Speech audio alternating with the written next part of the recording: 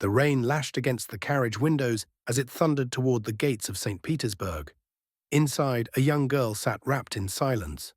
Born Sophie von Anhalt-Zerbst, she was a minor German princess, now betrothed to the heir of the Russian Empire. She was just 14, but already trained for power. Her arrival at court was met with cold scrutiny. The Russian court was opulent but cutthroat, ruled by Empress Elizabeth, who had chosen Sophie as a match for her eccentric nephew, Grand Duke Peter. He was childish, erratic, and obsessed with toy soldiers, an odd boy with little love for Russia. Sophie, however, adapted quickly. She studied the language, converted to Orthodoxy, and took the name Cathrine Alexeyevna. Behind her smiles and curtsies, she was watching, learning. She knew that in this frozen palace of whispers, survival would require more than obedience. It would demand strategy. Her marriage to Peter was cold and joyless. Rumors swirled about his mistresses and her own affairs. But Catherine used the court's games to her advantage. Lovers like Sergei Saltykov and later Grigory Orlov became more than comfort. They were allies, deeply loyal and politically connected. When Empress Elizabeth died in 1762, Peter ascended the throne. His reign was brief and disastrous. He alienated the nobility, insulted the Orthodox Church, and admired Frederick of Prussia, Russia's enemy.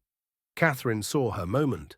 On July 9, 1762, she donned a military uniform and rode out to the Imperial Guard.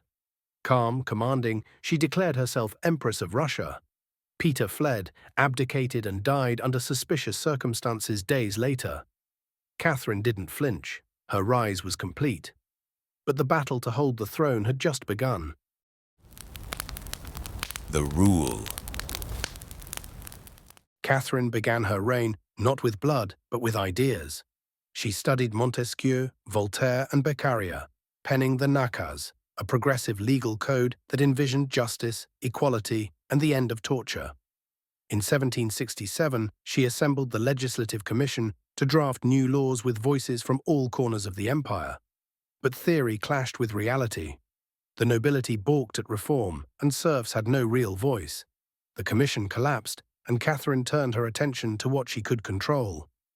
She reorganized the empire into 50 provinces, established secular schools, supported inoculations against smallpox, even volunteering herself as the first subject in Russia.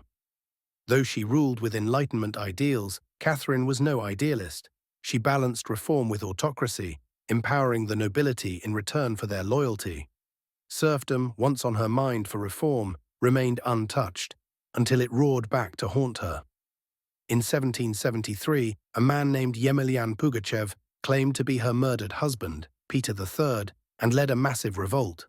Cossacks, peasants, and serfs rose up across the empire. Pugachev promised land, freedom, and revenge. For 2 years, Russia burned. Catherine responded with brutal force. Her generals crushed the rebellion, and Pugachev was executed in Moscow, his body dismembered and displayed to silence dissent. The rebellion changed Catherine. Enlightenment ideals gave way to pragmatic power. She abandoned hopes of freeing the serfs and focused instead on strengthening the state. She turned outward. In the Russo-Turkish Wars, Catherine seized Crimea and secured Russia's dominance in the Black Sea.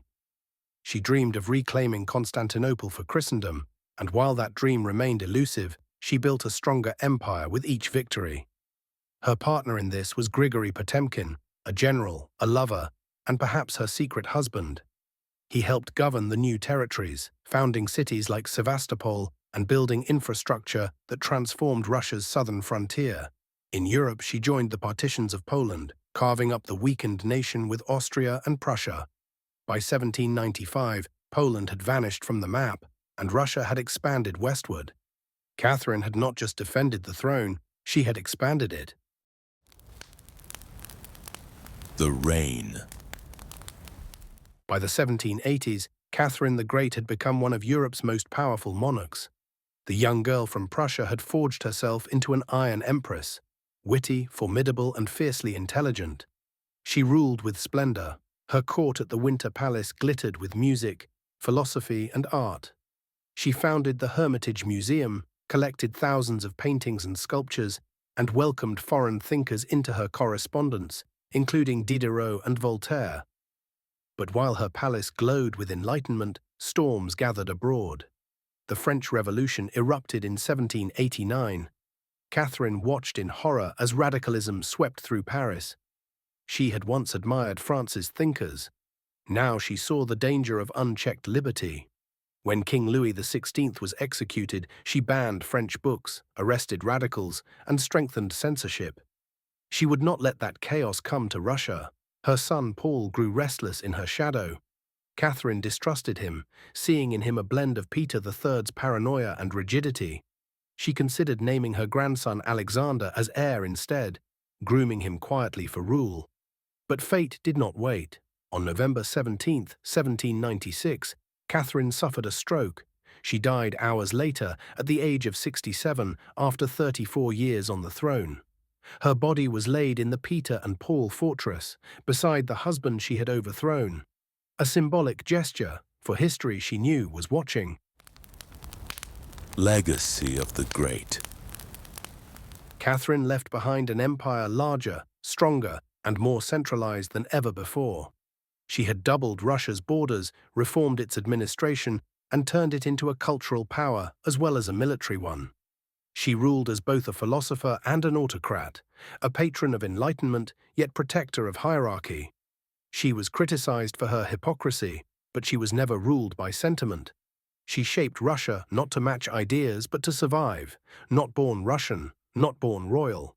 But through brilliance, ambition, and absolute will, Catherine the Great became Russia itself.